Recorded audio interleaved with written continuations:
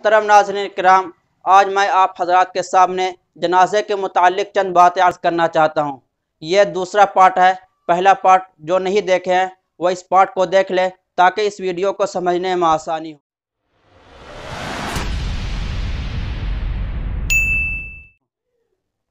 سب سے پہلے ہم جنازے کو لے کر کے جاتے ہیں تو جنازے لے جانے کا سنت طریقہ کیا ہے؟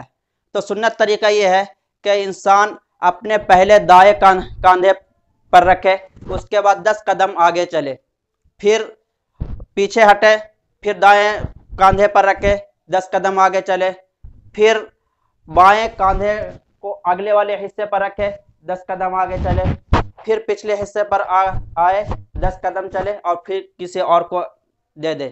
تو یہ کمال سنت طریقہ ہے۔ اب یہ ہے کہ جب ہم جنازے کو لے کر کے جاتے ہیں تو راستے میں کچھ پڑھنا چاہیے یا نہیں پڑھنا چاہیے؟ بعض حضرات شہادت یعنی اشہد ان لا الہ الا اللہ وحدہ لا شریک لہ واشہد ان محمدًا عبدہ ورسولہ پڑھتے ہیں، بعض حضرات پہلا کلمہ پڑھتے ہیں۔ تو کیا یہ پڑھنا چاہیے یا نہیں پڑھنا چاہیے؟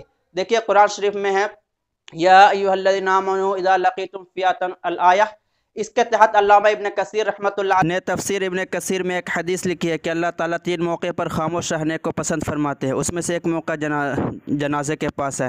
اسی طرح سے فقہ کی کتابوں میں جنازے کے پاس بلند آواز سے ذکر کرنا مکروہ اور بدعت لکھا ہے۔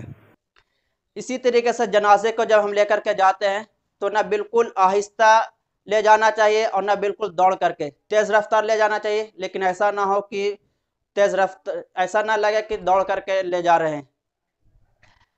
اسی طریقے سے حدیث میں آیا ہے کہ حق المسلم علی المسلم خمس، اس میں ایک لفظ آیا واتباع الجنائز، کہ ہم جب جاتے ہیں تو کیا جنازے کے آگے بڑھ سکتے ہیں، آگے جا سکتے ہیں یا نہیں جا سکتے ہیں؟ تو حدیث میں اسی کو بیان کیا گیا کہ جنازے کا پیچھے چلنا یہ بھی ایک مسلمان کا حق ہے۔ تو اس لیے ہمیں اور آپ کو جنازے کے پیچھے چلنا چاہیے، آگے نہیں جانا چاہیے۔ جب ہم جنازے کو لے کر کے قبرستان میں چلے گئے اور قبرستان میں جنازے کو اتار دیے تو کیا اس کے چہرے کو دکھایا جا سکتا ہے یا نہیں دکھایا جا سکتا ہے؟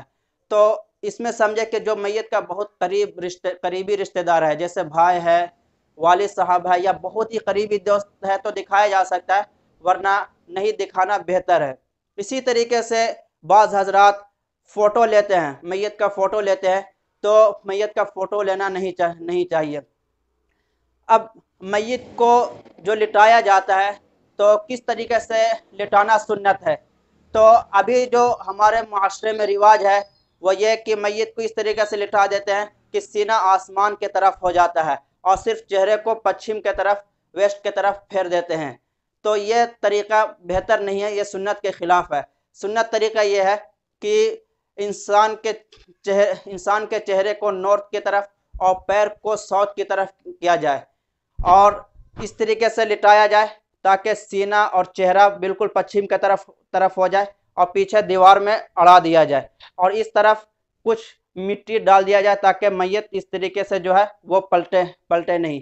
تو یہ سنت طریقہ ہے، تو اس طریقے سے کرنے کی کوشش کرے۔ جب اس کے بعد ہم ڈھک دیے، مٹی دینے لگے، تو مٹی دینے کا طریقہ کیا ہے؟ تو بعض حضرات جب مٹی دیتے ہیں تو دعا پڑھتے ہیں منہا خلقناکم وفیہا نعیدکم ومنہا نخرجکم تارۃ اخری، اس کے بعد ایک مرتبہ ڈالتے ہیں۔ تو یہ طریقہ نہیں ہے۔ مٹی ڈالنے کا طریقہ یہ ہے کہ جیسے آپ مٹی لیں، اس کے بعد منہا خلقناکم پڑھیں، پھر ڈال دیے، وفیہا نعیدکم پڑھیں، ڈال دیے، ومنہا نخرجکم تارۃ اخری پڑھیں، اس کے بعد پھر ڈال دیے۔ تو یہ کیا کہتے ہیں طریقہ ہے۔ اب جب ہم مٹی دے لیا اس کے بعد گھر آتے ہیں تو گھر آنے سے پہلے گھر والے کہتے ہیں کہ آپ ہاتھ پیر دھل لیں، اس کے بعد ہی گھر میں داخل ہو۔ تو یہ کہاں تک طریقہ درست ہے؟ تو اس سلسلے میں عرض یہ ہے کہ یہ جہالت ہے، یہ ناواقفیت کی وجہ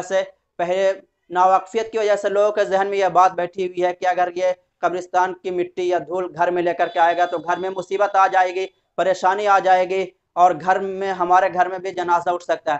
تو یہ سب جہالت کی بات ہے، بغیر ہاتھ پیر دھلے ہوئے بھی آپ اپنے گھر میں داخل ہو سکتے ہیں۔ اس میں جنازے کے نماز کے متعلق ایک بات یہ سمجھے کہ بعض حضرات چپل پہن کر کے نماز پڑھتے ہیں اور بعض حضرات چپل اتار کر کے نماز پڑھتے ہیں۔ تو کیا طریقہ بیٹر ہے؟ تو بیٹر طریقہ یہ ہے کہ آپ چپل اتار دیں، لیکن آپ چپل پہن کر کے نماز پڑھ رہے ہیں تو اس بات کا خیال رکھنا ضروری ہے کہ چپل کے نچلے حصے میں کوئی گندگی کوئی ناپاکی نہیں لگی ہو. اگر ناپاکی لگی ہو اور اسی چپل کو پہن کر نماز پڑھ لیں تو نماز صحیح نہیں ہوگی. کل میں نے بتایا تھا کہ اگر کوئی نماز میں جنازے کی نماز میں بعد میں شامل ہوا، ایک یا دو تکبیر چھوٹ گئی تو پھر وہ ایک یا دو تکبیر کہہ کر کے نماز پوری کر سکتے ہیں. تو غلطی سے میں نے ہاتھ اٹھا دیا تھا، تو ہاتھ اٹھانا نہیں ہے، بس اللہ اکبر کہہ کر سلام پھیر دینا، ہاتھ نہیں اٹھانا ہے.